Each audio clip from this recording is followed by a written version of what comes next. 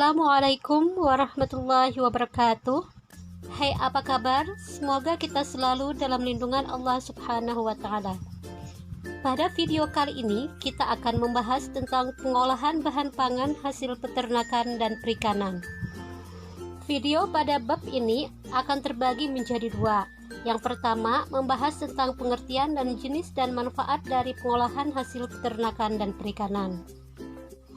Adapun tujuan pembelajaran untuk video kali ini yaitu menjelaskan tujuan pengolahan bahan pangan hewani, menjelaskan jenis hasil peternakan dan perikanan, dan menjelaskan manfaat yang dikandung dari bahan pangan hasil peternakan dan perikanan. Selanjutnya, kita masuki bahasan kita tentang jenis-jenis ikan, udang, cumi-cumi, rumput laut, daging, telur, dan susu. Yang pertama, jenis ikan. Berdasarkan habitatnya, maka ikan dibedakan menjadi ikan air tawar, ikan perairan payau, dan ikan perairan laut. Produk perikanan misalnya ikan lele. Contoh hasil pengolahan dari ikan lele bisa berupa pecel lele, abon lele, keripik kulit lele, serta ikan lele asap. Selanjutnya ikan mas. Contoh hasil pengolahan dari ikan mas bisa berupa pepes ikan mas, pesmol ikan mas, dan lain-lain. Untuk ikan bawal, contoh hasil pengolahannya bisa berupa bawal asam manis atau bawal bakar. Sedangkan untuk ikan bandeng, yang banyak dikenal masyarakat luas yaitu bandeng presto. Selanjutnya ikan tuna. Contoh hasil pengolahan ikan tuna berupa filet tuna dan lain-lain. Selanjutnya jenis-jenis udang. Ada udang jerbong, udang flower, udang windu, udang galah, udang dugol, udang kucing, udang barong, dan adapun contoh hasil pengolahan udang seperti pada gambar. Selanjutnya kita kenali jenis-jenis cumi-cumi. Ada sotong, cumi blakutak, cumi-cumi karang, dan lain-lain. Contoh hasil pengolahan cumi berupa seperti pada gambar.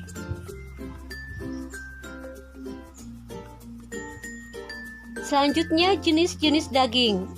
Ada daging ayam kampung, daging ayam kota atau broiler, ada daging sapi, daging kerbau, daging kambing, dan lain-lain. Contoh hasil pengolahan daging ayam seperti pada gambar. Sedangkan untuk daging sapi dapat berupa sate dan lain-lain.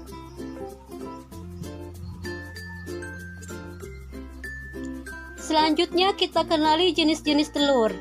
Ada telur ayam kampung, telur ayam broiler, telur itik, dan telur burung puyuh. Contoh hasil pengolahan telur bisa berupa pindang telur.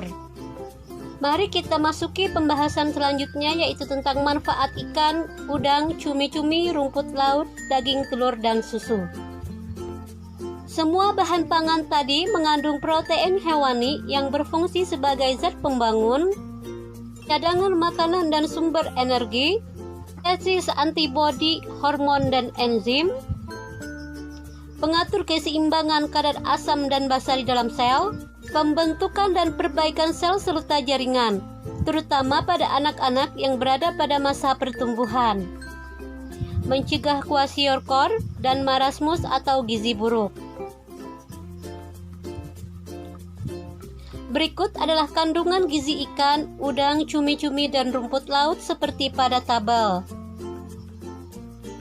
Selanjutnya, kandungan gizi daging dapat kita lihat pada tabel berikut.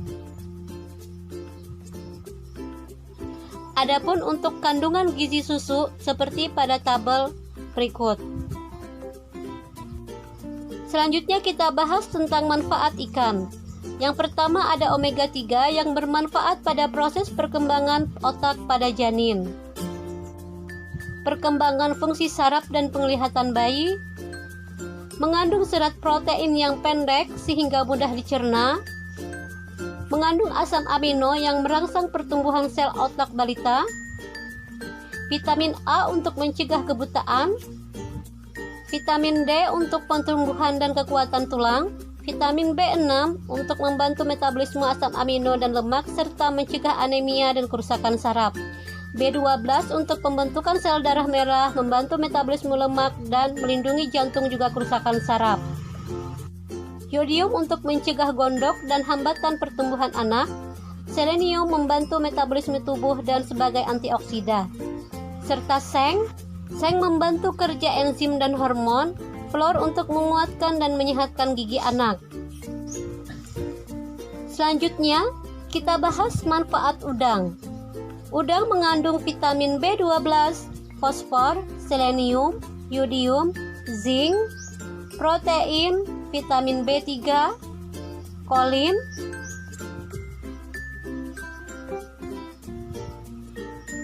juga vitamin E, vitamin B6 dan omega 3 yang bermanfaat bagi pertumbuhan dan perkembangan. Adapun manfaat cumi-cumi sebagai berikut. Tinta cumi-cumi dapat mengoptimalkan sel darah putih. Tinta cumi-cumi juga dapat dimanfaatkan untuk pengobatan tumor. Kandungan tembaga dalam cumi baik untuk metabolisme zat besi dan membantu proses pembentukan sel darah merah. Kandungan omega 3 dapat membantu menurunkan kolesterol. Mengandung mineral dapat menyehatkan sistem pencernaan.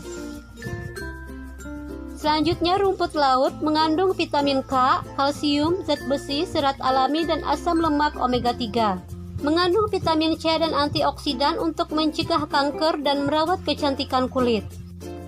Mengandung serat alami yang baik untuk mengontrol berat badan. Selanjutnya manfaat susu. Kandungan kalsiumnya baik untuk pertumbuhan tulang, menjaga kekuatan tulang serta mencegah osteoporosis. Kandungan potasium baik untuk menjaga tekanan darah dan mencegah penyakit jantung. Mengandung yodium, seng, dan letisin yang dapat meningkatkan efisiensi kerja otak besar. Zat besi, tembaga, dan vitamin A agar kulit tetap bersinar. Tirosin dalam susu dapat mendorong hormon kegembiraan dan membuat tidur lebih nyenyak. Vitamin B2 dan ketajaman penglihatan. Menalisir racun seperti logam, timah, dan kadmium dari bahan lain yang diserap oleh tubuh. Selanjutnya daging mengandung berbagai sumber vitamin B2, B3, B6, dan B12 serta mineral, asam amino, zat besi, vitamin D, seng, selenium, dan omega 3 yang baik bagi pertumbuhan dan perkembangan. Adapun manfaat telur ayam kampung, riboflavin pada putih telur baik untuk sel, pertumbuhan, dan produksi energi. Mengandung vitamin A dan B, mengandung kalsium, fosfor, letisin, dan zat besi. Untuk telur ayam broiler atau ayam ras, kandungan nutrisi pada ayam ini sama dengan kandungan nutrisi pada ayam kampung tadi. Selanjutnya telur itik sebagai sumber vitamin D, vitamin E, A, vitamin B kompleks, mineral selenium, mangan, seng, tembaga, kalium, natrium, fosfor, kalsium, dan zat besi yang baik bagi tubuh kita. Manfaat telur puyuh yaitu sebagai sumber protein, vitamin A dan B2, zat besi dan potasium, kaya dengan HDL atau kolesterol baik, Protein ovomucoid dapat mengatasi gejala alergi. Pengolahan hasil peternakan dan perikanan menjadi makanan siap saji. A. Metode pengolahan. Bahan pangan mentah atau belum diolah sebenarnya kaya akan nutrisi, namun bisa berubah apabila dimasak atau diolah dengan cara yang salah. Misalnya ketika menggoreng ikan terlalu matang atau gosong dapat merubah kandungan nutrisinya. Agar nutrisi dalam bahan pangan tidak rusak, maka perlu diperhatikan metode memasaknya. Berikut beberapa metode memasak, yaitu merebus, mengukus, menggoreng, membakar, memanggang. Berikut kita simak penjelasannya satu-satu. 1. Merebus atau boiling, yaitu melunakkan atau mematangkan bahan makanan dalam cairan dengan temperatur 100 derajat Celcius. Kematangan bahan makanan tidak boleh terlalu lunak agar kandungan vitaminnya tetap terjaga. 2. Mengukus atau steaming, yaitu memasak bahan makanan dengan uap panas dari rebusan air yang ada di bawahnya dan bahan masakan tidak menyentuh air yang menghasilkan uap tersebut. 3. Menggoreng, yaitu metode memasak dengan cara memasukkan bahan makanan ke dalam minyak panas. Menggoreng bisa dengan medium minyak goreng banyak atau deep frying. Ada juga metode menggoreng dengan minyak goreng sedikit, misalnya pada pembuatan telur dadar, ataupun menggoreng non-minyak, misalnya pada menyangrai kopi. Selanjutnya, membakar. Memasak bahan makanan dengan cara dibakar langsung di atas bara api, biasanya menggunakan arang yang dipanaskan hingga menjadi api. Memanggang, yaitu memasak bahan makanan dengan menggunakan udara yang dipanaskan sehingga makanan yang dimasak mendapatkan panas yang stabil dari segala arah. Selanjutnya kita bahas tahapan pengolahan, yaitu terdiri dari perencanaan, pembuatan, pengemasan, dan evaluasi. C. Penyajian dan pengemasan, yaitu cara untuk menyuguhkan makanan kepada orang untuk diperjualbelikan yang telah ditata berdasarkan komposisi warna, bentuk, rasa, aroma, dan alat sajian makanan.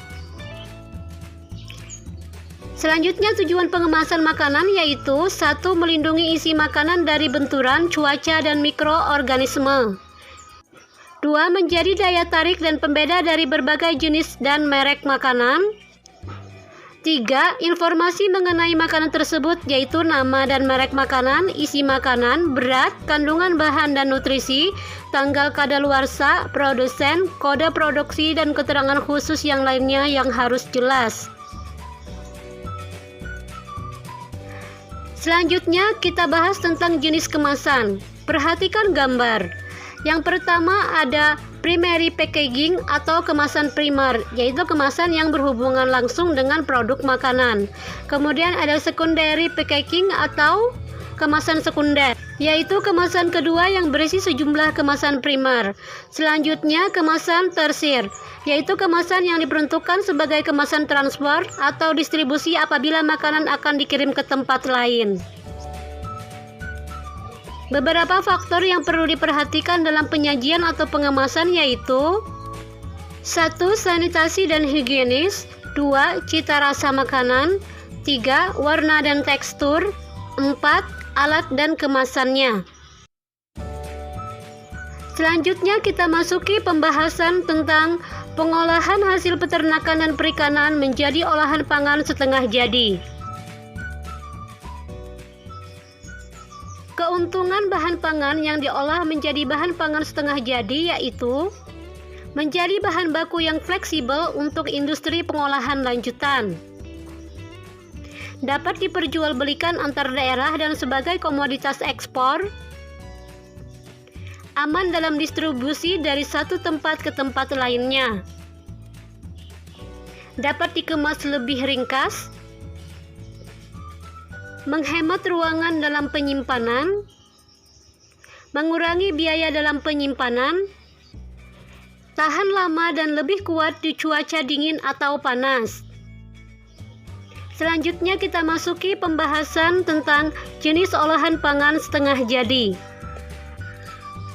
Jenis olahan pangan setengah jadi dari bahan ikan contohnya yaitu filet ikan dan surimi.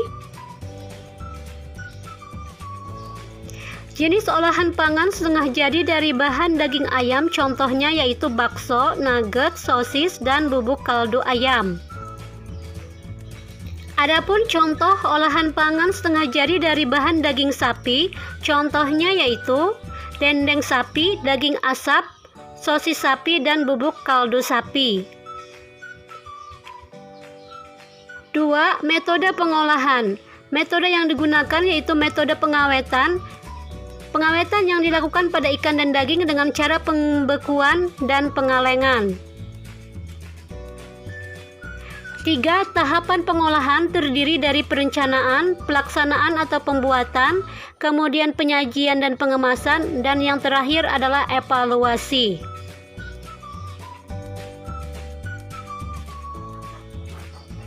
4. Penyajian dan pengemasan.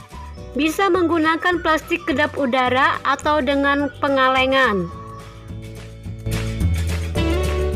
Demikian video pembelajaran kali ini, semoga bermanfaat dan terima kasih. Wassalamualaikum warahmatullahi wabarakatuh.